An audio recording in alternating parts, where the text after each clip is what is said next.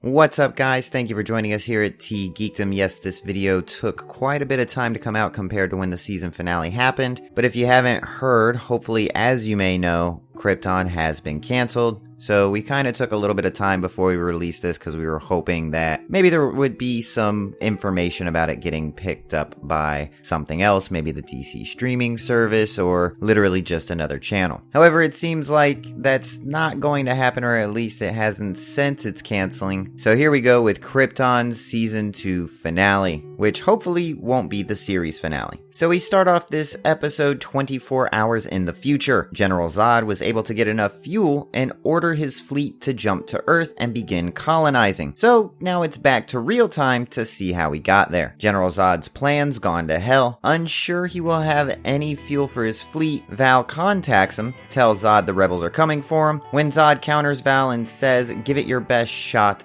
a-hole." Switching over, Adam is still paralyzed from the waist down. He's in a bit of a depression. Nyssa tries to make it better, but it's really not helping. Adam says he would have used the Zeta beam to travel back in time and prevent himself from being paralyzed, but it's not working. Nyssa's still comforting Adam, but seems like she has ulterior motives. Speaking of Nyssa, the other spurred lover in our tangled web, Dev has finally given up on any hope of being with Lyta. So he decides, if I can't have the daughter, maybe I can have the mother. See, they have MILFs on Krypton too. Hey, we're not judging. Did we mention we thought Nyssa was up to something? Well, she is. Of course she is. On this show, everyone is. Up on the ship, Nyssa snatches the Zeta beam from Adam while he's asleep. Adam discovers this too late to stop her, and we find out she's going to find Brainiac and her son no matter what it takes. With that, she activates the Zeta beam and disappears. Later, in the Outlands, Seg and the whole rebel crew descend from the ship to reinforce the rebels on Krypton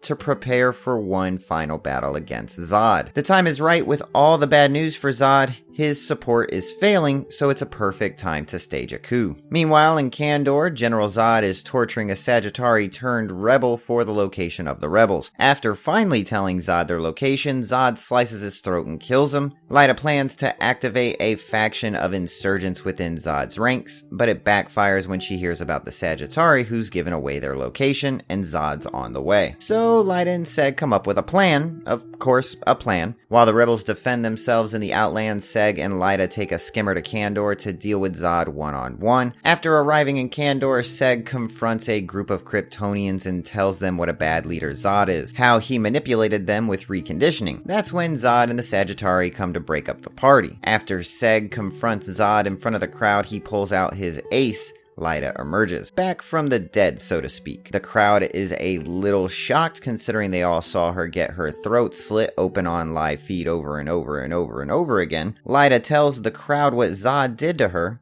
and they need to support the rebels instead. After hearing Lyta and Seg and then Zod's rebuttal, the Sagittari put down their weapons. They're ready to take Zod down, but Zod's not having any of these shenanigans. So how do Kryptonians settle their disagreements? A fight to the death, of course. Zod gets in a lucky blow and knocks Seg out. He pounces, ready to kill off Dad. But Mama enters the arena and starts knocking him around. Meanwhile, in the Outlands, Jaina and the rest of the rebels are fighting full on with the Sagittari. Jaina goes full metal jacket, plowing down dozens of them. As the fight continues, Seg and Lyta take on Zod together and finally knock him down. But that's when Seg wants to finish the job and begins strangling Zod to death. But Mom's having doubts and Lyta won't let him finish the job. With Zod unconscious, Lyta orders the Sagittari to call off the assault on the rebels in the Outlands. This officially brings an end to all the conflict. Well, do you remember that opening scene in the future? Well, rather than kill Zod, they hook him up to the Black Mercy plant so he can feed off his fantasies, where he's conquered the Earth. What happened to Nyssa, you ask, though? Well, she was transported